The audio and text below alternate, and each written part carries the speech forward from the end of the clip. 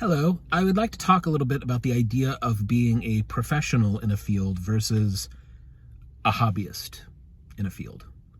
And it might surprise you, the things I have to say about this. I'd like to start with saying, and I really, really believe this. I know it sounds a little cliche, but I really mean this. The number one thing that matters about creative stuff, artistic stuff, is that it gives you personal fulfillment. It makes you happy. We live in a culture that sort of tells us if you aren't monetizing a thing, then it's not worth anything. And I profoundly disagree with that. So artistic stuff like painting, dancing, singing, playing an instrument, tap dancing, whatever it is, it makes you happy. That's its deepest value. And again, I know it sounds cheesy, but I really mean that.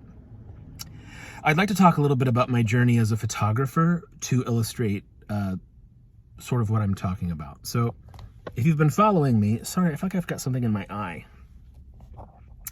If you've been following me, you know that I do a lot of things. In the last decade or so, I've really focused on camera-based stuff.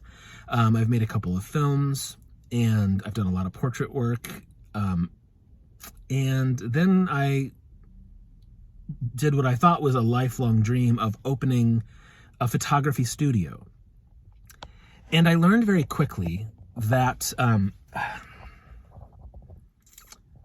that trying to monetize photography drained the joy out of it for me. Because suddenly it's like client-based, made-to-order stuff, and you've got to like provide customer service, and I don't like that. I just like making art in the realm of photography.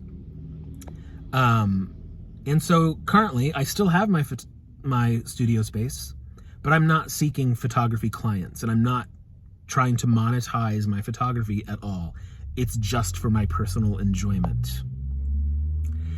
And when we hear someone say that, you will now say, oh, then that's your hobby. But hobby gives us this feeling, in at least American culture, of like, oh, it's your cute little hobby. You're probably not very good at it, but it's your hobby. It's just like a thing you do on Sunday, and I think quite highly of myself as a photographer. I think I'm quite good at it. And there have been periods of my life where people paid me large sums of money to do it. But like I said, that starts to drain the joy out of it for me. So I'm not currently trying to monetize anything in the realm of photography. I'm just working on my thing. And I'm talking around that because, and yes, someday I hope to have my own gallery show or multiple gallery shows. I might make a photography book, and that might start to monetize it. But I mean that like, I'm not like looking for clients to pay my rent this month. I'm fortunate enough where I have other things that are paying my rent this month. So I get to just take that piece of art form, and just make it just for my personal enjoyment. And why am I talking about any of this? Because I hear, especially a lot of younger artists, but maybe older artists too, who are maybe in this place of asking themselves, am I good enough? And the basis on the answer to that question, am I good enough, is money-based.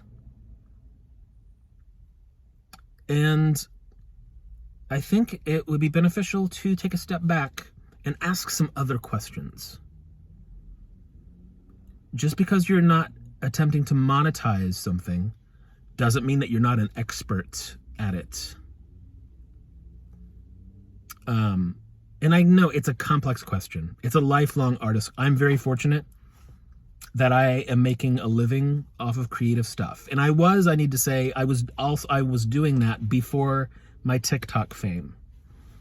I was making a living off of creative stuff.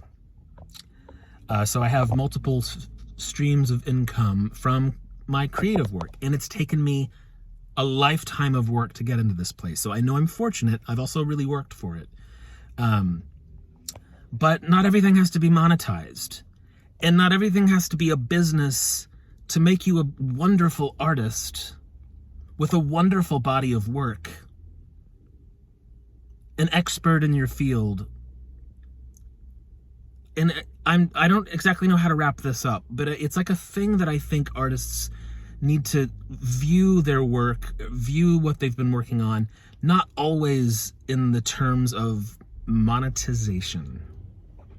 Thanks for watching.